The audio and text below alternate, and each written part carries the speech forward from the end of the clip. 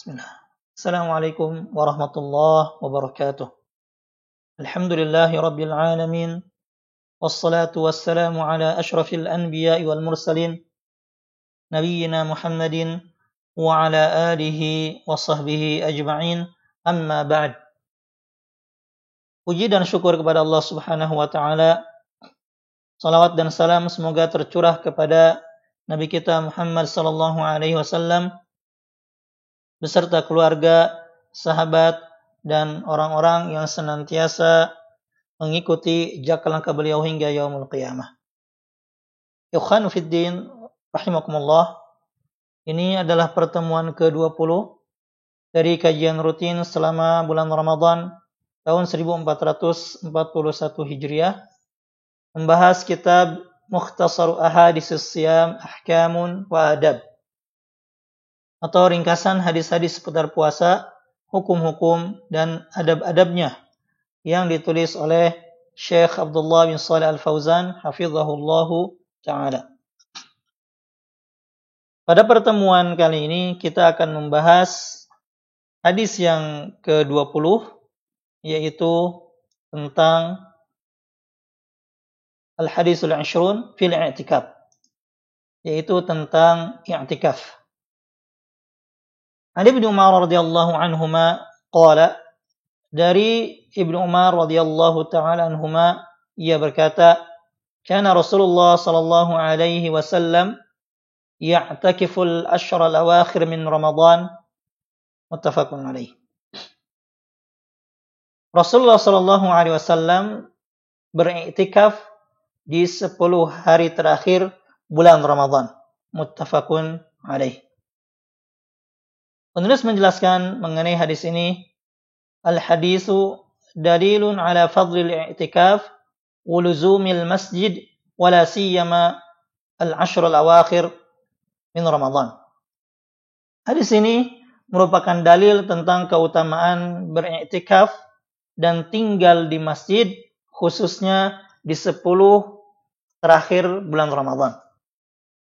Li'annahu sallallahu alaihi wasallam kana ya'takifu al-ashr al-awakhir min Ramadan hatta tawaffahu Allah azza wa jalla. Karena Nabi sallallahu alaihi wasallam beriktikaf di 10 akhir bulan Ramadan sampai Allah Subhanahu wa taala mewafatkan beliau sallallahu alaihi wasallam. Wa ma fa'alahu ar-rasul sallallahu alaihi wasallam ala wajhi at-ta'ah wal qurbah fahuwa mandubun lana. Dan apa saja yang dikerjakan oleh Rasulullah sallallahu alaihi wasallam dalam rangka mengerjakan ketaatan dan mendekatkan diri kepada Allah Subhanahu wa taala, maka hal tersebut merupakan anjuran bagi kita juga untuk melaksanakannya. Wala yasihhul i'tikaf illa fi masjid jamaah. Dan tidak sah beriktikaf kecuali dilakukan di masjid yang di dalamnya dikerjakan salat jamaah. Wa in kana i'tikafuhu tatakhallalu salatu jumu'ah, meskipun tempat i'tikafnya tersebut dilaksanakan juga salat Jumat. Fa in tayassara an yakuna fi masjid tuqamu fihi al-jumu'ah fahuwa ahwat. Dan jika memudahkan baginya untuk melaksanakan i'tikaf di masjid yang di masjid tersebut juga dilaksanakan salat Jumat, maka itu lebih hati-hati. Lianna min ahli ilmi man yashtaritu dzalik. Karena sebagian dari para ulama mensyaratkan hal tersebut. Jadi di sini penulis menjelaskan kepada kita syarat tempat yang dijadikan untuk beriktikaf, yaitu hendaknya dilakukan di masjid yang di dalamnya dikerjakan salat jamaah. Dan sebagian para ulama mensyaratkan juga dikerjakan di dalamnya salat Jumat. Lalu bagaimana dengan kondisi saat ini yang sebagian besar masjid ditutup atau tidak bisa melaksanakan salat jamaah dan salat Jumat di dalamnya? Maka berdasarkan syarat keharusan masjid sebagai tempat untuk beriktikaf, maka tidak boleh ya atau tidak sah iktikaf dilakukan di rumah. Wa yadkhulu mu'takafahu qabla ghurubi syamsi lailati 21 ala qauli jumhuri ahli ilmi. Seorang yang hendak beriktikaf hendaklah masuk ke masjid atau tempat iktikafnya sebelum terbenamnya matahari pada malam 11 atau 21 Ramadan berdasarkan pendapat jumhur ulama. Di hadis Abi Sa'id Al-Khudri radhiyallahu anhu, anin Nabi sallallahu alaihi wasallam wa fihi man kana i'takafa ma'i faly'takif al-ashr al-awakhir. Berdasarkan hadis Abu Sa'id Al-Khudri radhiyallahu anhu dari Nabi sallallahu alaihi wasallam dan di dalamnya terdapat ucapan Nabi, man kana i'takafa ma'i faly'takif al-ashr al-awakhir. Barang siapa yang ingin beriktikaf bersamaku, maka hendaklah ia beriktikaf di 10 akhir bulan Ramadan. Wa yu'ayyidu dzalika anna min maqasidil i'tikaf iltimas lailatul qadr. وهي ترجى في أوتار العشر وأولها ليلة 21. Hal ini juga diperkuat dengan tujuan i'tikaf itu sendiri, yaitu mencari malam kemuliaan atau mencari malam Lailatul Qadar. Yang mana malam tersebut diharapkan ya turun atau terjadi di malam-malam ganjil dari 10 malam terakhir bulan Ramadan. Dan hari pertama atau malam pertama dari malam-malam ganjil tersebut adalah malam tanggal 21 Ramadan. Wal i'tikafu fil masjid fil ashril awakhir lahu faidatun 'azimah. Dan beriktikaf di masjid di 10 akhir bulan Ramadan memiliki faidah yang sangat besar. Fa innahu 'azlun mu'aqqatun an umuril hayah wa syawaghirid dunya. Karena i'tikaf adalah ibadah untuk mengasingkan diri sementara waktu dari urusan kehidupan dan kesibukan duniawi. Wa iqbalun bil kulliyah 'ala Allah Ta'ala. Dan juga dalam rangka menuju atau mendekatkan diri dengan total kepada Allah Subhanahu wa Ta'ala.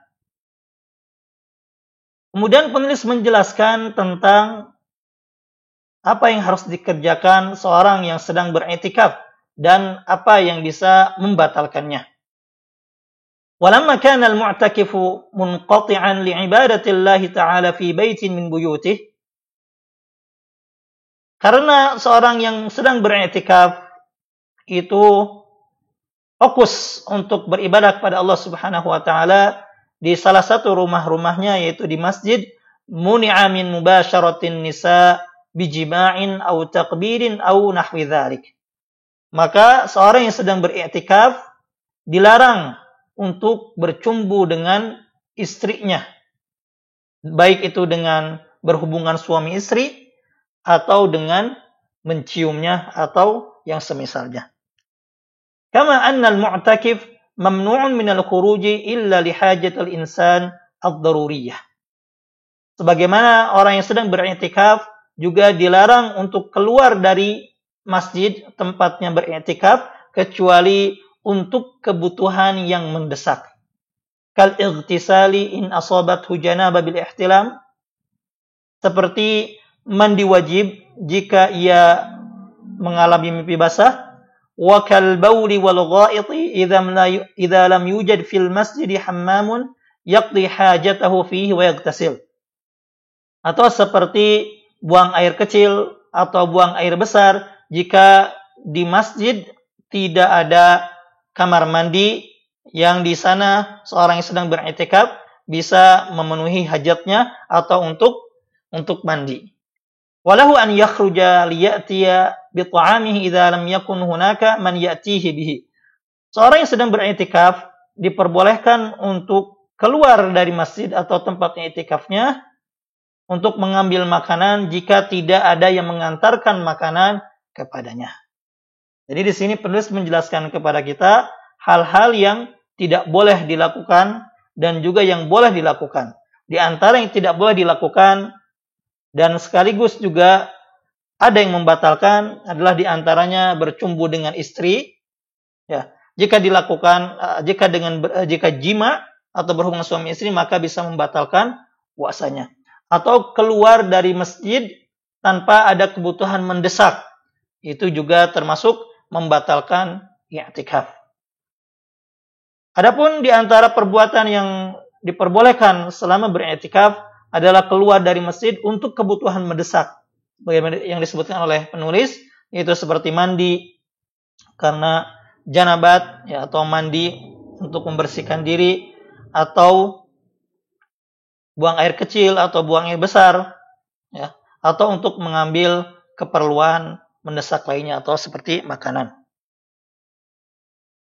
Qalat Aisyah radhiyallahu taala anha, kana Rasulullah sallallahu alaihi wasallam la yadkhulul baita illa li hajatin idza kana mu'takifan, wa fi riwayatin illa li hajatil insan. Aisyah radhiyallahu taala anha mengatakan, Rasulullah sallallahu alaihi wasallam tidak masuk ke rumah kecuali untuk sebuah kebutuhan jika beliau sedang beriktikaf di masjid. Dan dalam riwayat lain, illa li hajatil insan, kecuali jika ada keperluan manusia, ya, keperluan mendesak, ya, seperti yang disebutkan pada penjelasan sebelumnya. Amma khurujuhu li ta'atin la tajibu alaihi ka'iyadati maridin wa syuhudi janazatin wa nahwi dzalika fala yaf'aluhu.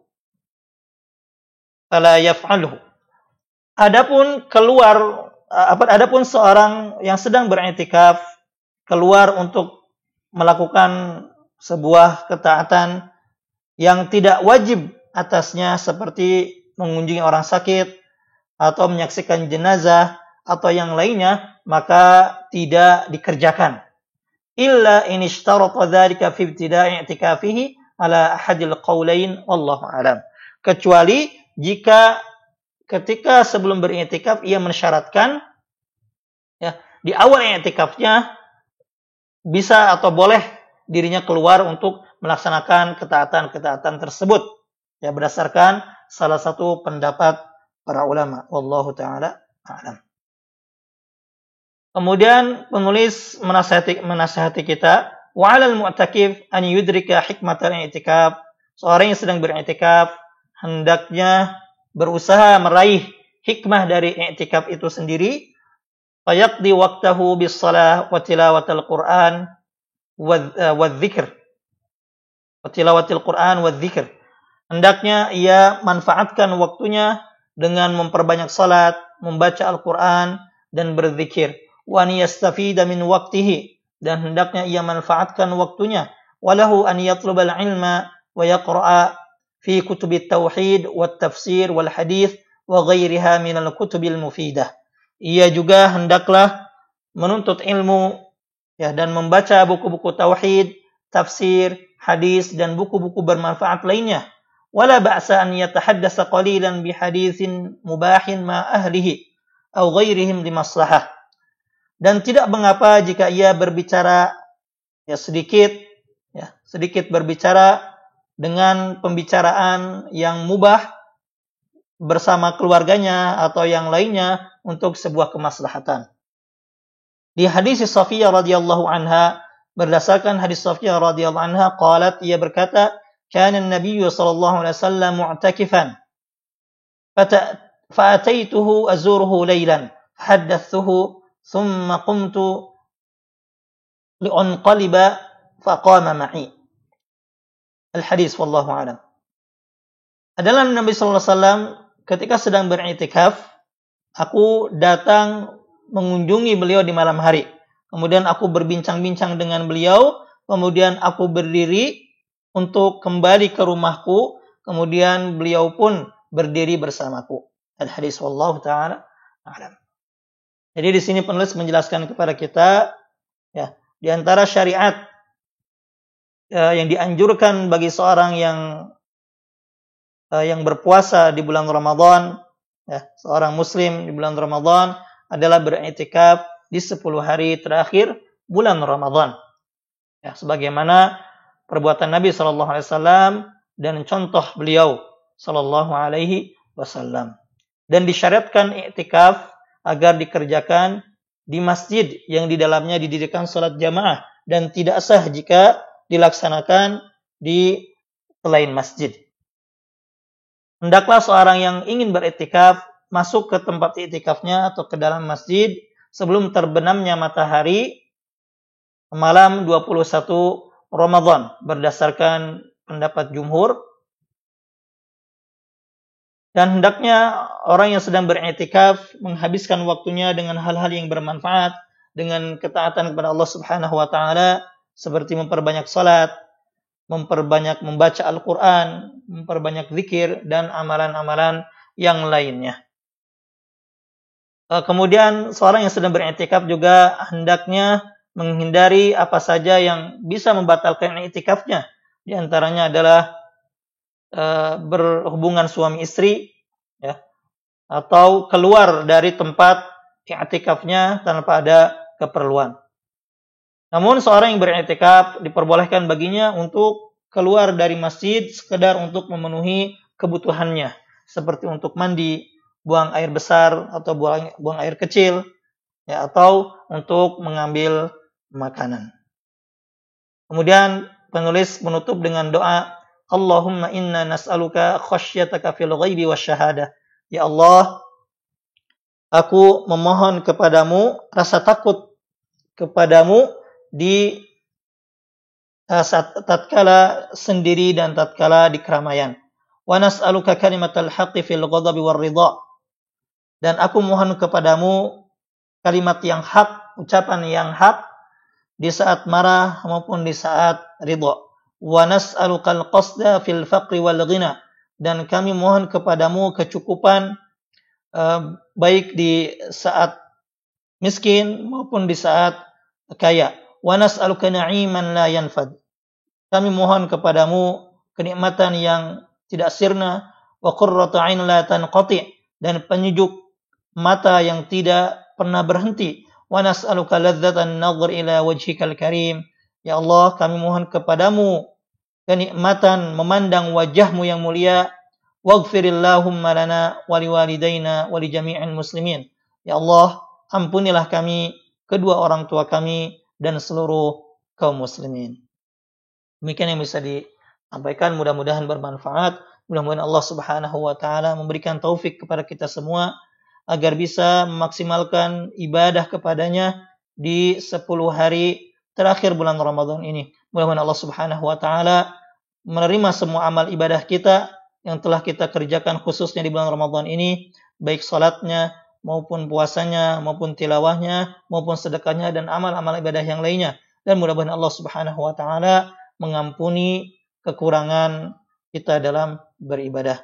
Hadza wa sallallahu ala nabiyyina Muhammad wa ala alihi wa sahbihi wa sallam. Subhanakallahumma wa bihamdika asyhadu an la ilaha illa anta astaghfiruka wa atubu ilaik. Assalamualaikum warahmatullahi wabarakatuh.